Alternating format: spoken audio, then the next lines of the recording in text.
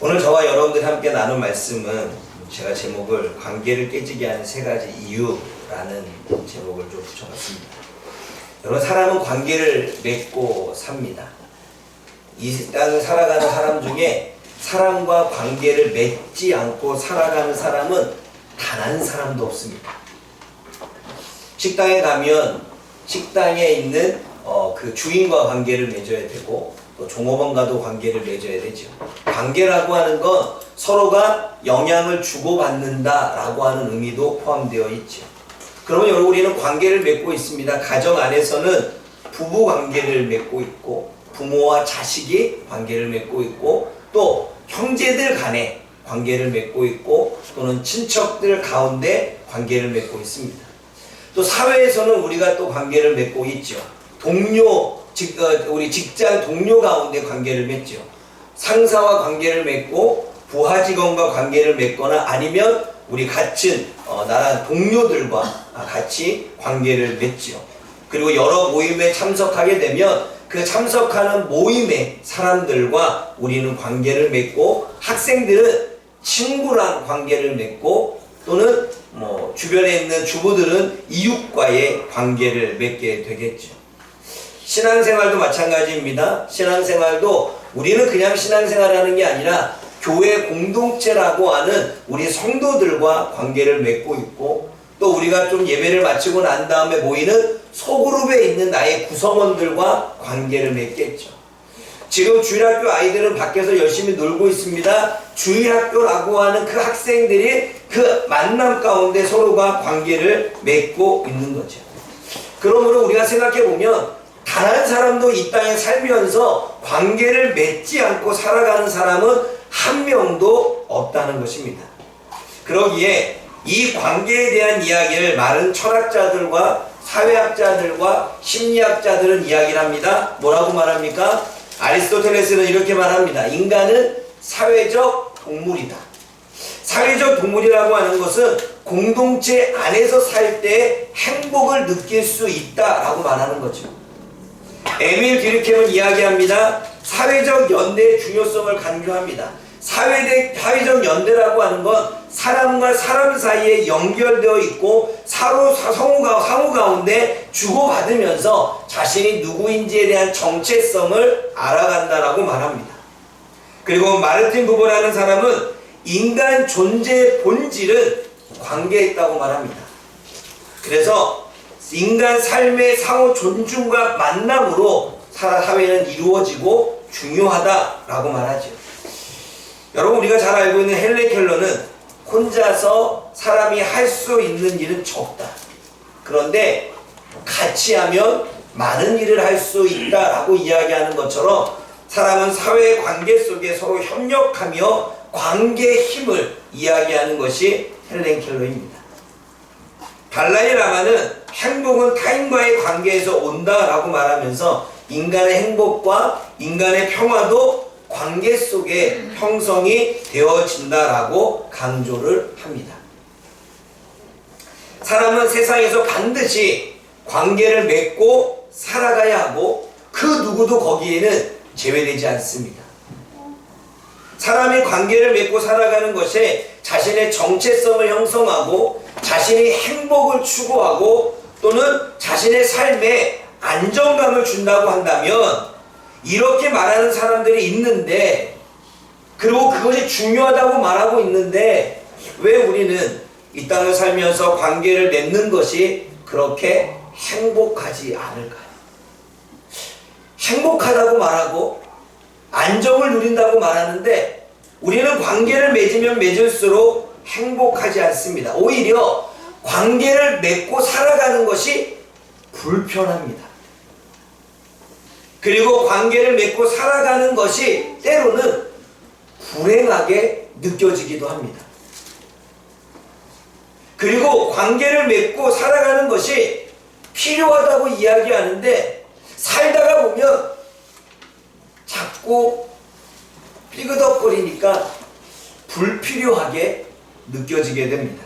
그래서 그 관계를 피하기 위해 자기만의 동굴에 피해서 살아가는 사람들이 너무나 많지요. 관계를 맺지 않으려고 자기만의 동굴 속에 살아갑니다. 어떤 사람은 방 안에서 나오지 않고, 어떤 사람은 사람들과 소통하지 않고 대화를 하지 않으며, 어떤 사람은 다른 사람이 모이는 그곳에는 가지 않는 자기만의 공간 속에 그렇게 살아가는 사람들이 있죠. 지금은 그러한 사람들이 더 많은 시대입니다. 저와 여러분들은 어떠십니까? 여러분들은 관계를 안 맺고 살 수는 없는데, 관계를 맺는 그것이 심리학자나 사회학자나 철학자들이 말하는 것처럼 나에게 행복을 가져다 주고 있습니까?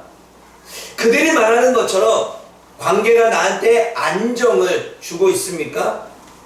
관계를 통해 저와 여러분들은 정말 도움을 받으며 살고 있습니까? 아니면 우리도 수많은 사람들이 느끼는 것처럼 불편하게 느끼고, 때로는 불행하게 생각되어지고, 때로는 불필요하게 여겨지는 삶을 살고 있습니까? 근데 여러분, 우리는 관계를 맺으며 살아야 되고, 관계를 맺고 살아야지만 앞으로 관계를 맺으며 살아갈 수밖에 없는 존재들입니다.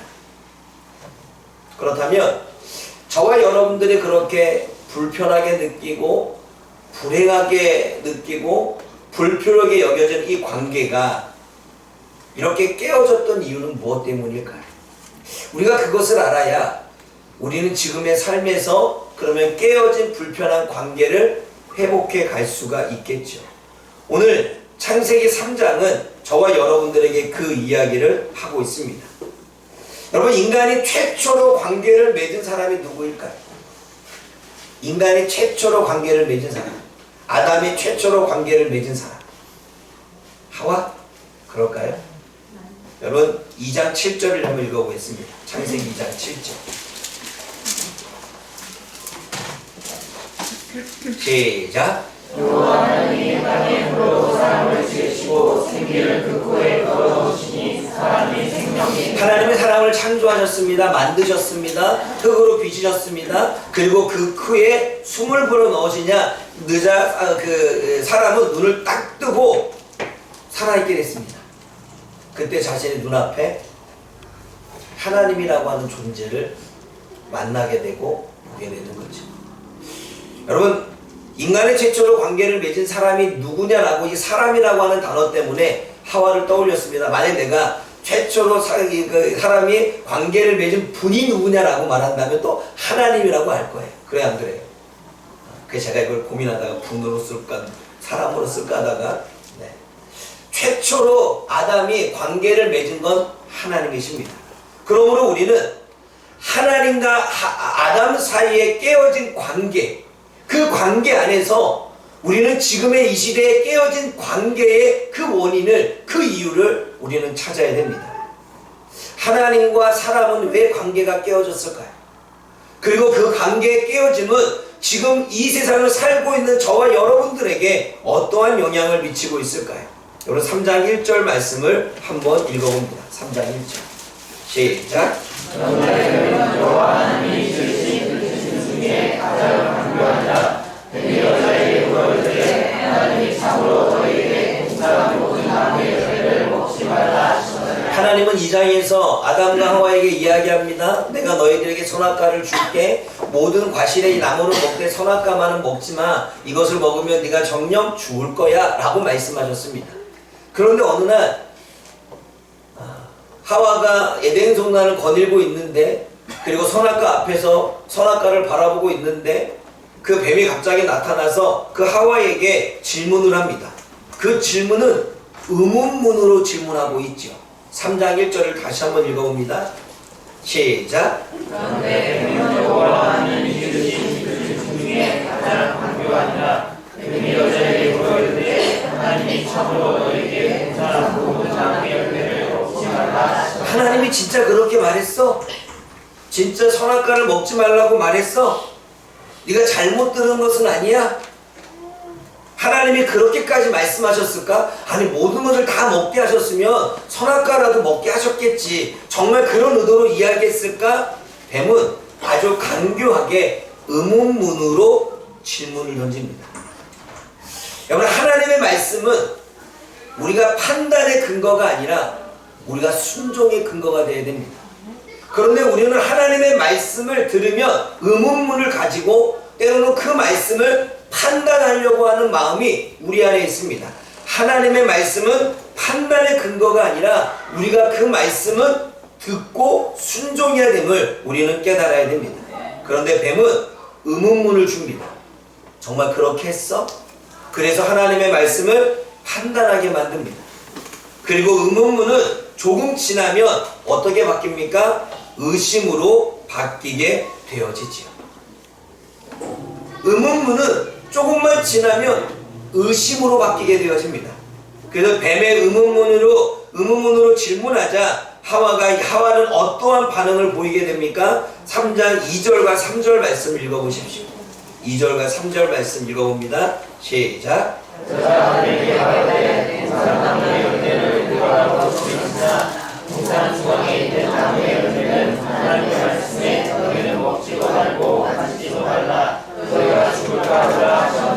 뱀이 의문문을 던지니까 하와가 반응을 보입니다. 반응이 무엇입니까? 하와는 하나님의 말씀에 자기 생각을 첨가합니다.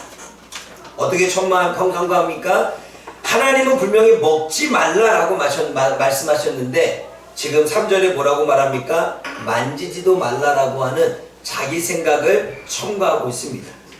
하나님의 말씀에 첨가가 되면 순수한 하나님의 말씀은 사라지고 하나님이 의도했던 말씀도 사라지고 하나님이 우리가 알고자 원하는 말씀이 사라진 채 하나님의 말씀이 변질되어지지요. 하나님은 먹지 말라고 하셨습니다. 그런데 사단은 의문문을 통해서 하와가 그 의문문에 대한 반응은 하나님의 말씀을 첨가해서 변질시킵니다.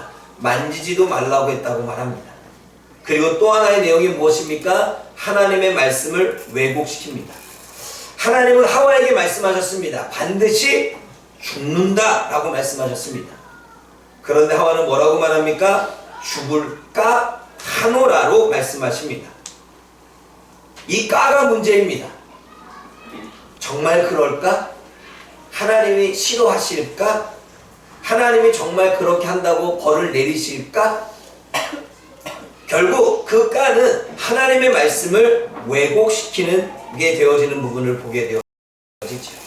뱀은 하나님의 말씀에 의문을 붙이니 하와는 자기 생각을 첨가하고 하나님의 말씀을 왜곡시켜서 하나님의 말씀을 순수하게 받아들이지 못하고 판단하고 하나님의 말씀을 의심케 만드는 과정으로 흘러가게 됩니다. 여러분, 의심은 관계를 깹니다. 여러분, 사람과의 문제도 마찬가지입니다. 부부 사이에 의문이 생각이 들면 시간이 지나면 그 의문은 의심이 되어집니다. 왜 요즘 바빠졌는지, 왜 요즘 나에게 신경을 덜 쓰는 것 같지, 왜 요즘 내가 이렇게 왜 이렇게 늦게 들어오지, 혹시 방에 들어 딴짓하고 있는 거 아니야? 라는 의문이 들기 시작하게 되면 우리는 그 의문이 나중에는 어떻게 돼야 돼요? 의심으로 변질되어지는 걸 보게 됩니다. 거기에 자기의 생각이 첨가되어지죠.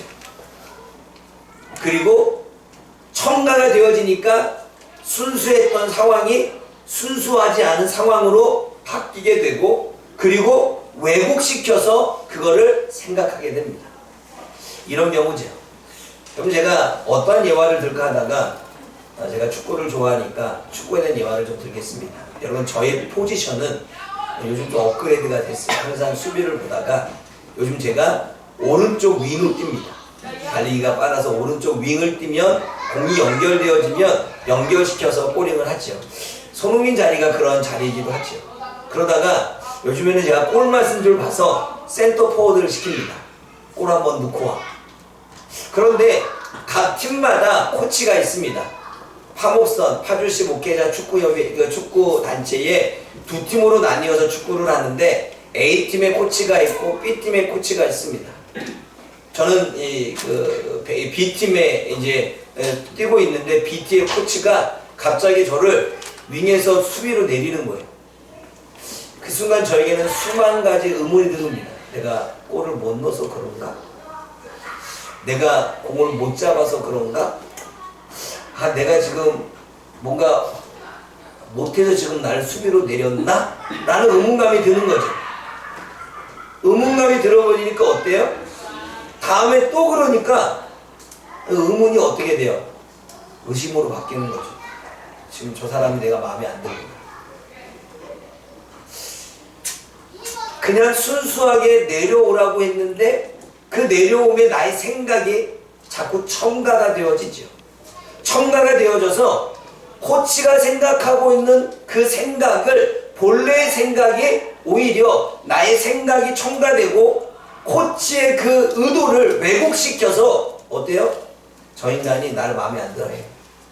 내가 축구하는 내가 저 윙 뛰는 걸 마음에 안 들고 나 수비로 내린 거야. 나중에 알고 봤더니 그게 아니라 수비가 계속 뚫리니까 그래도 달리기가 빠른 내가 수비를 막아야 골을 안 먹으니까 내린 거지.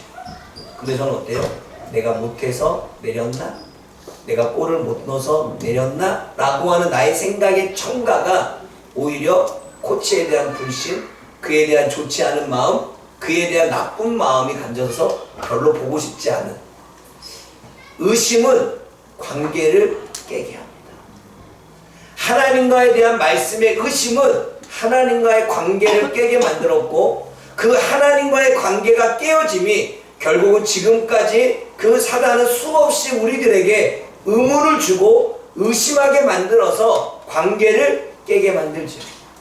저와 여러분들이 수없이 많은 사람들과의 관계가 깨어진 이유가 혹시나 내 안에 들어오는 의문문, 근거 없는 의문, 근거 없는 의문이 근거 없는 의심이 되어져서 내가 그 사람을 보지 않으려고 하고 만나지 않으려고 하고 내 생각이 첨가되어져서 순수했던 그 상황과 그 모든 부분들이 오히려 변질되고 왜곡되고 있지는 않습니까? 의심은 사람과의 관계를 깰 뿐만 아니라 하나님과의 관계를 깨는 아주 나쁜 부분이죠. 두 번째에 관계를 깨어지는 두 번째는 거짓입니다. 뱀이 여자에게 뭐라고 말합니까? 결코 죽지 않는다고 말합니다. 4절 말씀 읽어봅니다. 4절 시작. 뱀이 여자에게 이르되 너희가 결코 죽지 아니하리라 하니라. 여러분, 하나님은 죽는다고 말씀하셨습니다.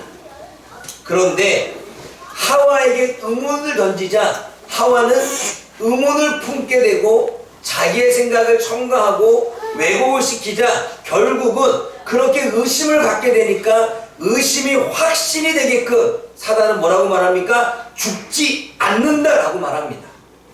하나님은 죽는다고 말씀하셨는데 받아들였던 내가 의심하기 시작하니까 말씀을 의심하니까 그 상황을 의심하니까 맞아!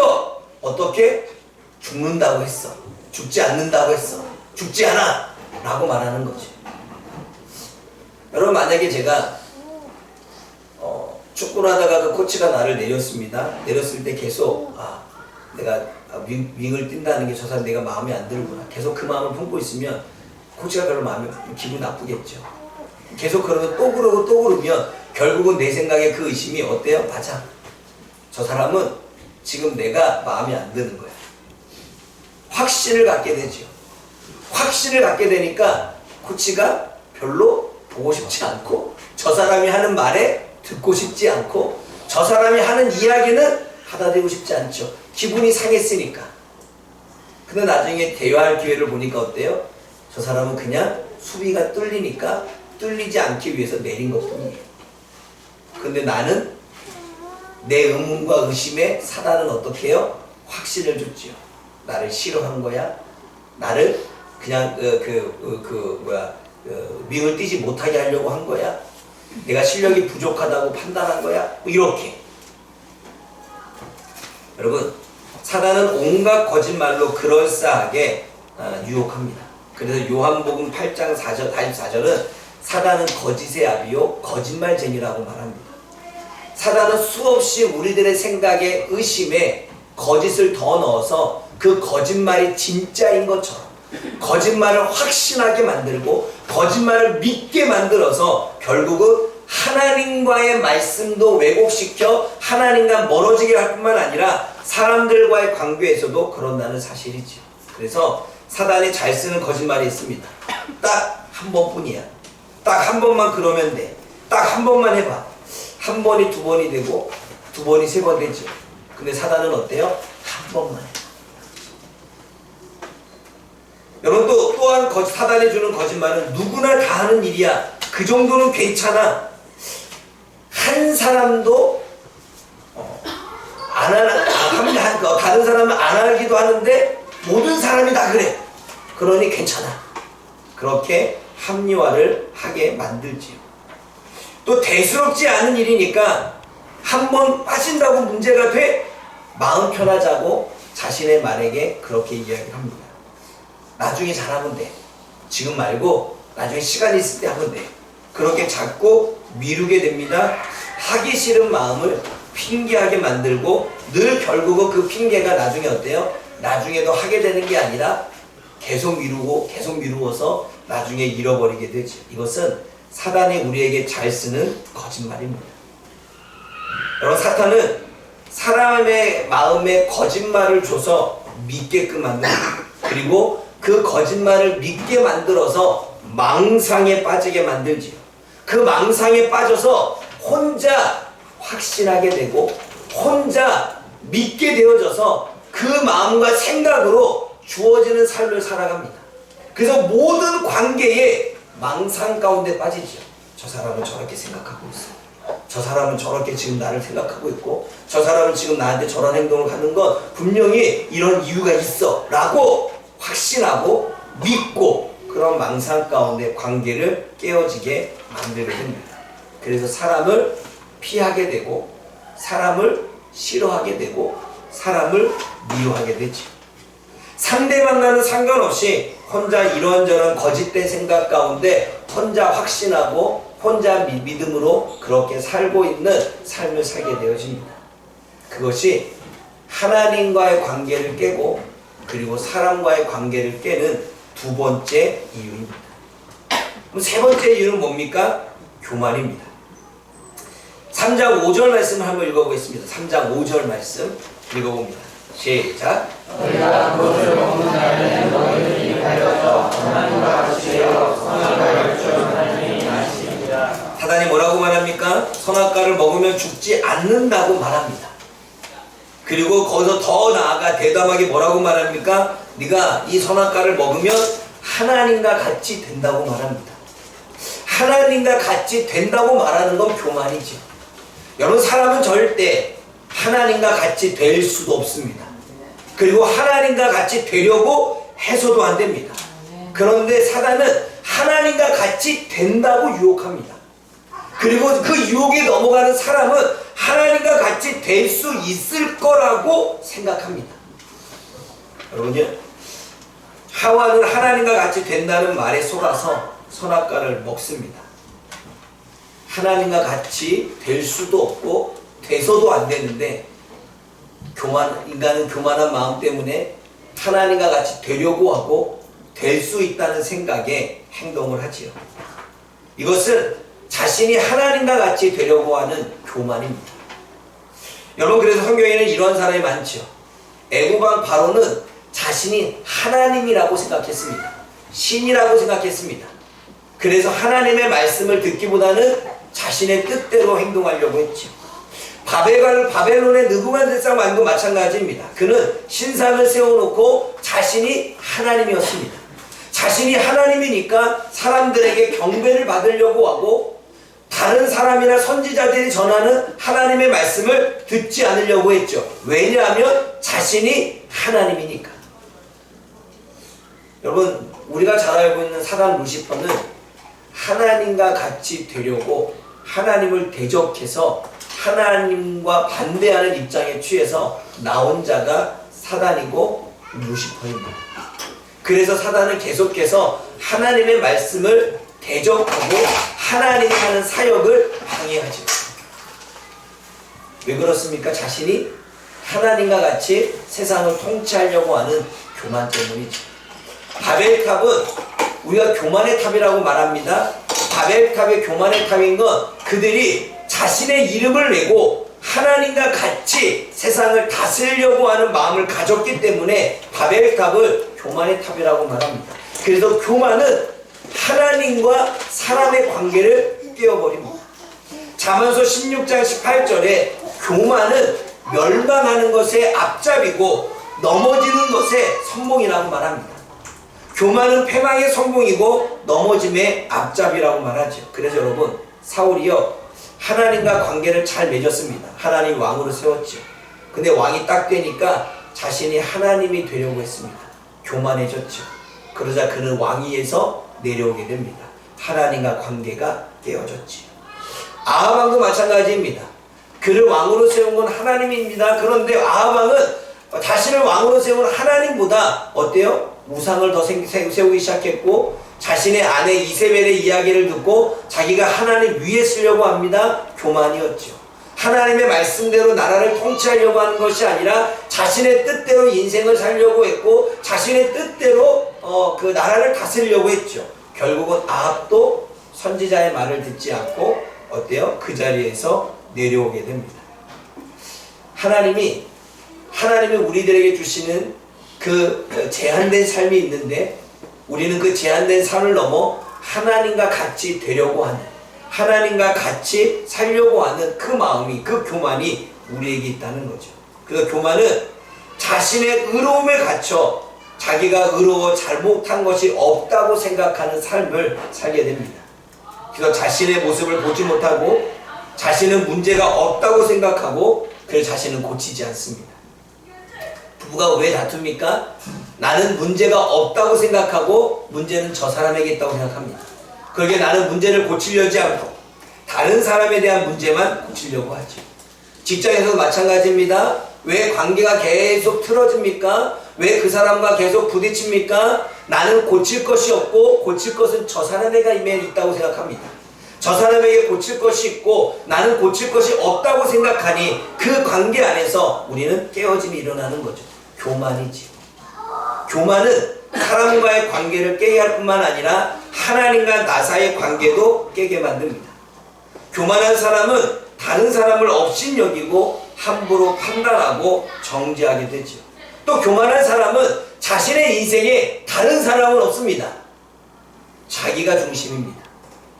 그리고 자기 중심적으로 생각하고 자기 중심적으로 말하고 자기 중심적으로 뭔가를 해가려고 하지요. 하나님과 관계가 깨어졌던 수많은 사람들이 하나님의 중심이 아니라 자기 중심적으로 생각하고 판단하고 계획하며 살려고 하죠. 그런데 여러분, 하나님과 관계를 맺은 사람은 그때부터 자기 중심적으로 사는 게 아니라 하나님의 뜻 가운데, 하나님의 계획 가운데 살려고 합니다. 만약에 부부가 서로가 겸손하고 교만을 내려놨다면 어때요? 다른 사람을 고치려고 하기보다는 자신 스스로가 고쳐지려고 하고 맞춰가려고 하고 내려놓으려고 하겠죠. 그래서 교만은 사람들과의 관계를 깨게 만든다는 거죠. 만약 제가 코치와의 관계가 깨어졌다면 저는 축구를 안 나가겠죠. 근데 코치가 그럴 만한 이유가 있겠지 생각을 하고 제가 커피를 마시는 동안에 한번 물어봤습니다. 왜 나를 자꾸 내려? 그랬더니 그때 이야기를 하는 거죠. 수비가 자꾸 뚫려가지고 골을 먹으니까 그래도 목사님이 내려오면 조금 덜 뚫리니까 그렇게 내렸다고. 아 그래? 나는 오해했잖아. 나를 못한다고 내린 줄 알았잖아. 그러면 나한테 수비 뚫리니까 내렸다라고 얘기를 해야지 내가 오해를 안 하지 하고 얘기했습니다. 근데 만약 네가 뭔데 자꾸 나를 내려? 나는 수비만 하러 왔어? 나는 공격하러 왔어. 나는 사람만 막아? 나도 골 넣고 싶어. 이러면서 수비가 했던 말에 계속 이야기를 하고 도전하고, 야 너 나는 코치 자격증도 있어. 이러면서 코치 자격증 났어요. 그럼 누가 코치해야 돼? 제가 해야 되죠. 내가 자격증 껴보이며 나는 자격증 있는 남자야. 그러면서 얘기했다라면 어때요? 부딪히게 되고 계속 나는 그 사람의 말을 받아들이지 않고 이거는 그렇게 하면 안 돼. 이거는 지금 이게 코치가 지금 뭔가 사람들을 기용하는 게 잘못하고 있어. 공격적인 축구를 해야지. 이렇게 감나라 배나라 하고 있다면 코치는 저에 대해 마음이 상하고 기분이 나빠서 어떻게 할까요? 다시는 나와 관계를 맺으려고 하지 않겠죠. 제가 뭐 한 거예요? 코치는 분명히 정해졌는데 코치가 하고자 원하는 일에 자꾸 제가 월권을 하게 되면 그 관계는 깨어질 수밖에 없는 것입니다. 마찬가지입니다. 여러분, 학생이 선생님의 말을 들어야 되는데 선생님 그거 아닌데요, 마치 자기가 선생님인 양 이야기한다면 선생님과의 관계는 좋아지지 않아요. 부모가 있는데 자녀가 부모에게 도전을 한다면 부모와의 관계는 좋아지지 않겠죠. 직장 안에서도 상사가 있는데 상사가 하는 일이 마음에 안 들어. 나보다 손도 빠르지 않고 머리도 팍팍팍 돌아가지 않아. 그런데 그 상사가 하는 말이 다 마음에 안 들어서 내가 자꾸 내 뜻대로 하려고 한다면 어떻게 해요? 결국은 그 상사의 권위를 인정하지 않기 때문에 결국 그 관계는 깨어집니다. 나의 교만함이, 내가 그 자리에 올라가려고 하는 부분이, 내가 그 사람보다 높아지려고 하는 부분이 결국은 관계를 깨어지게 하죠. 이렇게 하나님과의 관계가 깨어졌던 것은 의심과 그리고 거짓과 그리고 교만 때문이었다면, 이 세 가지는 지금도 수많은 사람들과의 관계 속에서 관계를 깨는 작용을 하고 있다는 사실을 알고 있습니다. 근데 여러분, 이 깨어진 관계 때문에 벌어진 또 다른 결과가 있습니다. 그 결과가 무엇입니까? 여러분, 창세기 3장 9절과 12절 말씀을 한번 읽어볼게요. 9절에서 12절까지 읽어봅니다. 시작. 여호와는 이 하나님을 부르시며 내게 이르시되 내가 어디 있느냐. 이르시되 내가 동산에서 하나님의 소리를 듣고 내가 버섯으로 두려워하여 소원하였다. 이르시되 누가 너의 버섯을 내게 알렸느냐. 내가 내게 동산나무와 그 나무 열매를 내가 먹었느냐. 아담이 이르되 하나님이 주셔서 나와 함께 빼앗으시려자 그가 그 나무 열매를 내게 주므로 내가 먹었나이다. 여러분, 하나님은요, 선악과를 따먹고 난 이후에 그냥 그대로 선악과 따먹었으니 정령 죽으리라 했어, 정령 죽는다고 했어, 죽어, 이렇게 심판한 게 아닙니다. 하나님은 그 두 사람을 불러서 재판을 하십니다. 재판을 하시면서 신문을 하시지요. 아담아, 네가 어디 있느냐? 내가 무서워서 숨었습니다. 그 벗었음으로 내가 두려워 숨었습니다. 너의 벗었음을 누가 너에게 알게 했느냐? 주님께서는 아담에게 신문하십니다. 너 왜 그렇게 선악과를 따먹었느냐? 왜 그러한 행동을 했느냐? 그리고 난 다음에 이야기를 다 듣고 그 신문과 함께 판결을 내리죠. 그래서 그러면 너는 어쨌든 선악과를 따먹었어. 너는 선악과를 따먹은 그 죄의 책임으로 너로 말미암아 저주를 받고 너는 평생 수고해야 소산을 먹고 너는 흙이니 흙으로 돌아갈 거야 라고 말합니다. 그리고 하와를 물습니다. 너는 어떻게 해서 선악과를 먹게 됐느냐 라고 말할 때 뱀이 꼬여서 먹었습니다 라고 이야기를 합니다. 그때 하와에게도 그 하나님의 말씀을 듣지 않은 죄에 대한 책임을 묻습니다. 그래서 뭐라고 말합니까? 너는 임신하는 고통을 크게 더하고 너는 수고해서 자녀를 낳을 거야. 그리고 남편은 너를 다스릴 거야 라고 하는 자신의 죄의 책임에 대해서 주님은 묻고 있습니다. 근데 명백히 뱀은 어때요? 신문하지 않습니다. 죄가 명백하니까 너는 멸망이야 라고 이야기를 하고 있죠. 그러게 주님은 재판을 하고 재판에 대한 심판을 내리십니다. 그런데 그 죄로 인한 결과가 어떻게 되어집니까? 하나님과의 관계 속에서 사람은 하나님을 두려워하기 시작합니다. 보세요. 에덴 동산에서 하나님과 친밀한 대화를 나눴고 하나님과 친밀하게 교제를 했고 하나님과 관계를 맺고 살았습니다. 그런데 결국은 그 하나 깨어진 관계 때문에 하나님을 무서워하기 시작합니다. 하나님을 두려워하기 시작합니다. 그래서 어때요? 하나님 앞에 나아가지 못하고 숨어버리기 시작하죠.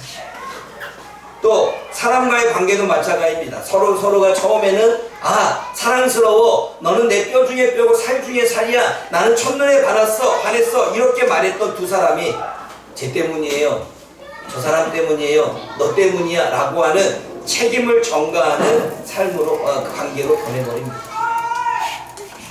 깨어진 관계가 하나님과에서는 두려움으로, 사람과 이웃 간의 관계에서는 너 때문이야로, 너 때문에 내가 이렇게 힘들게 살아, 너 때문에 내가 피곤해, 너 때문에 내가 일이 가중됐어, 내가 너 때문에 정말 피곤해, 너 때문이야로 바뀌게 됩니다.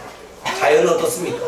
자연은 저주를 받아서 사람에게 선악과에 있는 모든 양식들을 그냥 먹을 수 있었는데 이제는 사람이 노동해야 먹을 수 있는 노동이 오히려 고통이 되어버리는 일이 벌어졌죠. 그래서 자연과 사람의 관계도 깨어져서 사람은 자연을 파괴하고 자연은 사람을 공격하는 일들이 벌어지기 시작합니다. 그리고 자신과의 관계도 깨어지죠.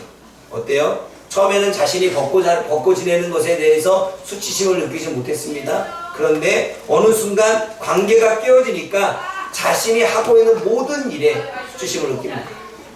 그 사람은요, 사람과의 관계 속에 뭔가 잘못을 하거나 뭔가 내가 뭔가 허물이 있거나 이러면 수치심을 느끼고 그 수치심 때문에 괴로워하는 삶을 살게 되어지죠. 그게 깨어진 관계의 결과입니다.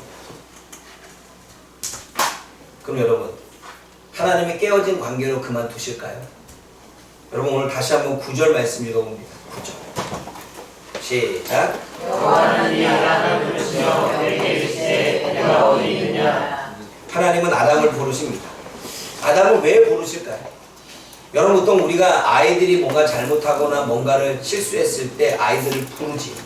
선악과를 따먹지 말라고 하는 아담이 선악과를 따먹었습니다. 아마 하와보다 그래도 먼저 창조되어졌고 그 하와보다 먼저 우선이 있게 아담을 불렀겠죠. 아담을 부르십니다. 죄를 지적하기 위해 불렀을까요? 죄를 지은 이유에 대한 묻기 위해서 부르셨을까요? 도대체 하와가 아담을 왜 부르셨을까요? 저와 여러분들은 사람들이 실수하고 잘못하고 왜 부르십니까? 우리는 대부분 지적하려고 부르죠.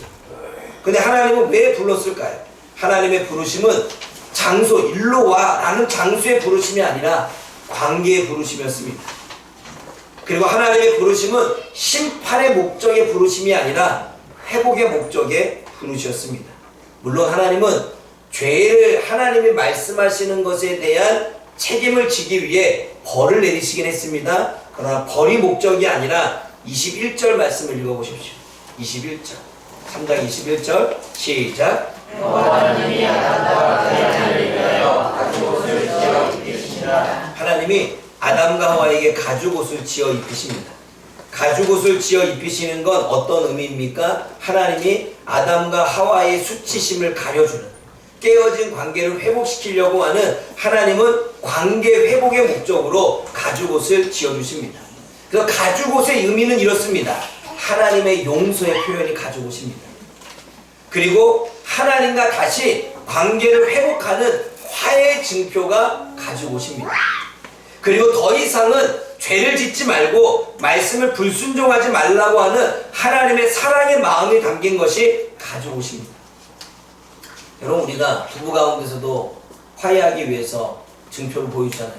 선물을 사주던가 밥을 사주던가 그래 안 그래 옷을 사주던가 하지요. 그건 뭐예요? 용서의 표현이고 화해의 증표고 사랑의 표현이지요. 하나님도 마찬가지입니다. 가죽옷을 지어 입히셔서 하나님은 사람과 다시 한번 관계 회복을 이루시고자 원했다는 사실이지요.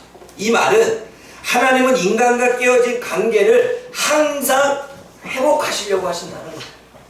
왜냐하면 하나님은 인간과 관계를 회복해야 인간은 이 땅에서 깨어진 관계가 아닌 회복된 관계로 살아갈 수가 있는 것입니다. 하나님은 죄로 인해 깨어진 관계, 깨어지고 있는 그 관계를 회복하기를 원하십니다. 그래서 하나님과의 관계, 사람과의 관계, 자연과의 관계, 자신과의 관계가 회복되며 살기를 원하고 있는 거죠. 그럼 그거 아세요? 태초의 처음의 만남이 관계가 깨어진 그 깨어짐이 지금까지 우리들에게 흘러와서 여러분들이 살아가는 모든 삶에 깨어지는 관계를 만들어서 불편하게 만들고 불행하게 만들고 불필요하게 생각하게 만든다는 사실을 아십니까? 그럼 여러분, 우리는 그 깨어진 관계가 먼저 회복돼야 이제는 불편한 관계가, 불행한 관계가, 불필요한 관계가 행복한 관계로, 필요한 관계로, 안정을 느끼는 관계로 변할 수 있습니다. 그러면 우리는 그렇게 하기 위해서는 제일 먼저 우리가 관계를 회복하기 위한 4가지를 실천해야 됩니다. 그럼 4가지는 무엇입니까? 그 첫째는 하나님과의 관계를 먼저 회복해야 됩니다. 하나님과의 관계가 깨어졌기 때문에 지금의 이 상황이 온 것입니다. 그러면 우리는 하나님과의 관계를 먼저 회복해야 모든 원인의 근거를 제거하기 때문에 근본적인 문제를 해결하기 때문에 우리는 날마다 하나님과의 관계를 회복해야 됩니다. 그럴 때 우리는 사람과의 관계도 회복되기 시작합니다. 나와 하나님과의 관계뿐만 아니라 나와 내 자신과의 관계도 회복되어집니다. 또 두 번째로는 예수님을 영접해야 됩니다. 여러분 보세요. 하나님과의 관계가 깨어지는 그 이유는 하나님의 말씀에 불순종한 죄 때문이죠. 그 죄성을 해결하시는 분이 누구예요? 예수님이십니다. 그러므로 관계를 회복시키는 열쇠는 예수님이십니다. 죄성 때문에 관계가 깨어졌다면 죄성을 해결하신 예수님을 영접해야 관계가 회복되는 것입니다. 여러분 우리가 의심하는 거, 그리고 우리가 거짓에 속는 거, 그리고 우리가 교만한 거, 우리가 예수님을 만나면 우리가 겸손하게 되어지고 우리는 믿음을 갖기 시작하게 되고 우리는 뭔가 내 생각을 내려놓고 진리 안에 나아가게 되어 있습니다. 그러므로 우리는 하나님과의 관계를 회복하고 예수님을 영접하는 삶을 살아야 되지. 또 세 번째는 말씀을 읽으며 말씀대로 살아야 됩니다. 관계가 깨어진 이유는 말씀을 순수하게 받아들이지 않고 내 생각을 첨가했고 말씀을 순수하게 받아들이지 않고 왜곡시켰기 때문입니다. 말씀이 변질되니까 어때요? 우리는 거짓말에 속아서 사는 거예요. 마찬가지입니다. 저와 여러분들이 거짓말에 속지 않기 위해서는 하나님의 진리의 말씀을 알아야 되겠죠. 진리의 말씀을 알면 우린 거짓말에 속지 않습니다. 사단이 주는 의심이나 거짓말이나 교만은 말씀을 볼 때마다 깨닫게 합니다. 아, 내가 이 말에 속고 있었네. 아, 이 말씀이 진리인데 내가 이 말씀을 알지 못했네. 아, 내가 지금 교만하게 살고 있네. 그 말씀이 나로 하여금 사단에게 어떻게 끌려가고 있는지를 알려주지. 그러므로 관계를 회복하기 위해서는 하나님의 말씀을 필히 읽고 암송해야 됩니다. 그런데 여러분, 우리가 이 네 세 가지를 했다 할지라도 성령의 도움이 없으면 가능하지 않습니다. 사단은 육체를 가지고 있습니까? 영적인 동물입니까? 영이지. 그러므로 우리가 영을 이길 수 있는 방법은 영밖에 없습니다. 영의 비밀을 알 수 있는 방법은 영밖에 없지요. 사단의 영적인 생각을 알 수 있는 방법은 성령의 영적인 생각으로만 가능한 것입니다. 그러므로 우리는 어때요? 사단이 영적인 존재이기 때문에 우리에게 영향을 줄 때마다 성령의 도움을 받아야지만 우리는 관계 회복을 실천할 수가 있는 것입니다. 그러므로 여러분, 저와 여러분들의 관계를 맺지 않고 살아갈 수 없는 이 시대에 우리는 불편하게, 불행하게, 불필요하게 그렇게 인생을 살겠습니까? 아니면 하나님과의 관계를 회복하고 예수님을 내 안에 모시고 그리고 하나님의 말씀을 읽고 성령의 도움을 받아 깨어졌던 관계를 회복해서 남은 인생을 저와 여러분들이 행복하고 그리고 안정감을 누리고 또 하나님의 진리의 말씀 안에서 늘 나에게 풍성한 은혜가 채워지는 그러한 삶을 살겠습니다. 그것은 저와 여러분들이 어떻게 결단하고 행동하느냐에 따라 달라질 것입니다. 깨어진 관계로 살 것이냐, 관계를 회복하며 살 것이냐는 저와 여러분들에게 주어지는 이제는 선택의 몫입니다. 관계를 회복해서 하나님의 은혜를 누릴 수 있는 그리고 남은 인생이 저와 여러분들에게 행복하고 복된 인생이 되어지기를 주님의 이름으로 축복합니다.